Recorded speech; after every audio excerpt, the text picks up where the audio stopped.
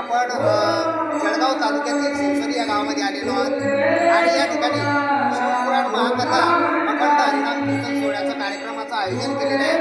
अतिशय भारदस्त या कार्यक्रमाचं आयोजन केलेलं आहे आणि विशेषतः या संपूर्ण गावकऱ्यांचं परिश्रमातून या कार्यक्रमाचं आयोजन केलेलं आहे। सालाबादप्रमाणे या ठिकाणी ते कार्यक्रम घडवत असतात। या ठिकाणी त्यांच्या या गावकऱ्यामध्ये यांच्या परिश्रमातून सर्व कार्यक्रम शिवभक्तांच्या माध्यमातून कार्यक्रमाचं आयोजन केलेलं असतात।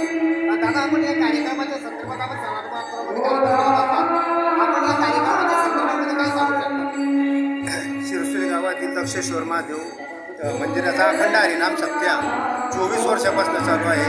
सर्व ग्रामस्थ मंडळी आणि सर्व शिवभक्त मंडळाने कुठले ट्रस्ट नसताना सगळ्या शिवभक्तांनी आणि गावाने एकजूट करून वर्ष 24 अखंड हरिनाम कीर्तन सत्य शिवपुराण आणि रोज 8 ते 9 ते 11 कीर्तन आणि सकाळी 9 ते 12 शिवपुराण। कथेकार दीपक बाबा ओवाडीकर, जिल्हा नाशिक आणि 8 कीर्तनकार जे ते वेगवेगळ्या गावाचे। बरं, आपण हे कार्यक्रम सालाबादप्रमाणे ठेवत असतात, याच्यापासून महिलांना आणि बरं, आता याच्या पुढे आपलं भविष्यामध्ये किती काय होणार आहे? कार्यक्रमाच्या संदर्भात काय घडवणार आता?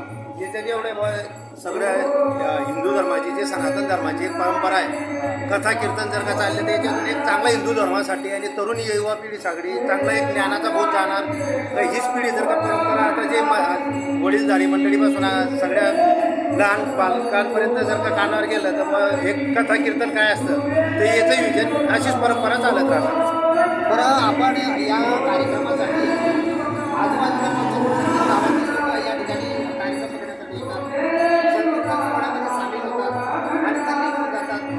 तर या आजूबाजूच्या पंचक्रोशीतील भावी भक्तांना आपण आव्हान काय करणार, संदेश काय देणार, काय सांगा? आम्ही या पंचकोशीतील मंडळांना हेच आवाहन करणार की गावातील सगळ्यात मोठा सत्य आहे, या ठिकाणी तुमचं सुद्धा मोठं येण्याचं योगदान द्या आणि दर सालाबादप्रमाणे या गावाच्या सप्त्यासाठी 30 ते 35 पोत्याचा भंडारा असतो। पंचकोशीतील जे आजूबाजूचे जे 18 खेडे आहेत त्या सगळ्या गावकऱ्याच्या लोकांना सुद्धा या ठिकाणी पंचकोशीतील सहभागी आणि आमंत्रण असतं।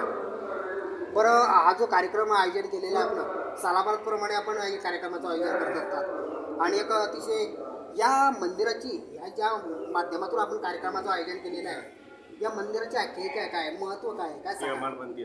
या मंदिराचं व्याख्यान असं आहे की हे हेमाडपंथी 5000 वर्षापूर्वीचं मंदिर आहे। या मंदिराचं कोणी शिरसोली गावातून 10 पिढ्यासुद्धा सांगू शकणार नाही का माझ्या टायमात झालेलं आहे। काही भगवान दक्षेश्वर महादेवाच्या सासऱ्यांनी शिवलिंग स्थापन केलेलं आहे। इथे स्वयंभू मंदिर आहे, इथे येडका पण आहे आणि नंदी पण आहे। तुम्ही प्रत्येक महादेव मंदिरात फक्त नंदीच पाहिला असेल, इथे येडका पण आहे। इथे टाळी वाजून आणि ओम करल्याशिवाय दर्शन प्राप्त होत नाही आणि हे मंदिर काही असं काही साधारण मंदिर नाही। या परिसरातील या जळगाव जिल्ह्यातील भगवान दक्षेश्वर महादेव मंदिर जर का प्रख्यात असेल तर या भगवंताचं इथे नंदी आणि येडका आहे। इथून 5 किलोमीटर अंतरावर पाचदेवी माता मंदिर आहे। हा संपूर्ण दगड त्या ठिकाणून आणलेला आहे। त्या ठिकाणी आई जगदंबेचं पण तेवढं जागृत देवस्थान, पाचदेवी माताचं मंदिर याचं पण तेवढंच वैभव आहे आणि भगवान दक्षेश्वर महादेवाचं पण तेवढं वैभव आहे। परंतु हे मंदिर किती वर्षापासूनचं असावं, काय सांगा? हे एवढं तर काही पण 5000 वर्षाचं 6 महिन्याच्या रात्रीच झालेलं अंदाज आहे की 5000 वर्षापूर्वीचा कदाचित 5000 वर्षापूर्वीची या अंदाज। या मंदिराच्या गाभाऱ्यामध्ये 7000 लिटर पाणी मारतं आणि ज्यावेळेस दुष्काळ पडतो त्यावेळेस ते महादेव भरलेलं पाणी भरून ठेवतात तिथे, म्हणजे सगळे लोक म्हणजे 4 तासामध्ये हे पाणी म्हणजे सगळं गुप्त होऊन जातं। एक गल्लास पाणी म्हणजे या महादेवाचं त्या दिवशी म्हणजे पाऊस येतो, 100% पाऊस पडतो। म्हणजे या एक मंदिराची चांगल्या प्रकारची आख्यायिका, एक महत्त्व या ठिकाणी त्यांनी विशेष केलेलं आहे आणि या ठिकाणी एक चांगल्या प्रकारचा कार्यक्रम या ठिकाणी आयोजित केलेला आहे। सर्व महिलांनी, पुरुषांनी, या पंचक्रोशीतील जे नागरिक आहेत त्यांनी या ठिकाणी चांगल्या प्रकारचा रिस्पॉन्स दिलेला आहे आणि त्यांना एक प्रेरणा दिलेली आहे।